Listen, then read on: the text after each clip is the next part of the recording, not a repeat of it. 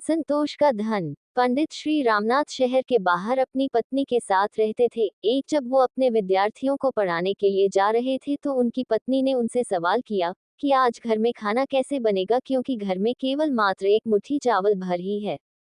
पंडित जी ने पत्नी की ओर एक नजर से देखा, फिर बिना किसी जवाब के वो घर से चल दिए। शाम को वो जब वापस लौट कर आए तो भोजन के समय थाली में कुछ उबले हुई चावल और पत्तियां देखी। ये देखकर उन्होंने अपनी पत्नी से कहा, भद्रे, ये स्वादिष्ट शाक जो है वो किस चीज से बना है?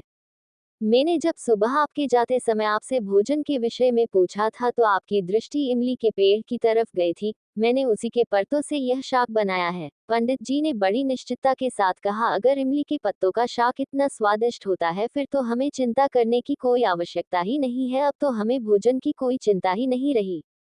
जब नगर के राजा को पंडित जी की गरीबी का पता चला तो राजा ने पंडित को नगर में आकर रहने का प्रस्ताव दिया, किंतु पंडित ने मना कर दिया। तो राजा हैरान हो गया और स्वयं जाकर उनकी कुटिया में उनसे मिलकर इसका कारण जानने की इच्छा हुई। राजा उनकी कुटिया में गया तो राजा ने काफी देर इधर उधर की बातें की, लेकिन वो असमंजस में था कि अपनी बात किस तरह से पूछे। लेकिन फिर उसने हिम्मत कर पंडित जी से पूछ ही लिया कि आपको किसी चीज का कोई अभाव तो नहीं है ना?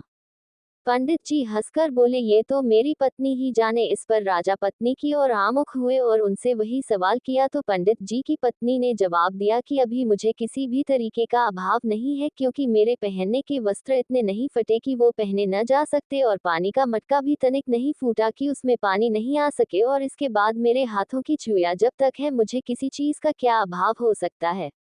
और फिर सीमित साधनों में भी संतोष की अनुभूति हो तो जीवन आनंदमय हो जाता है।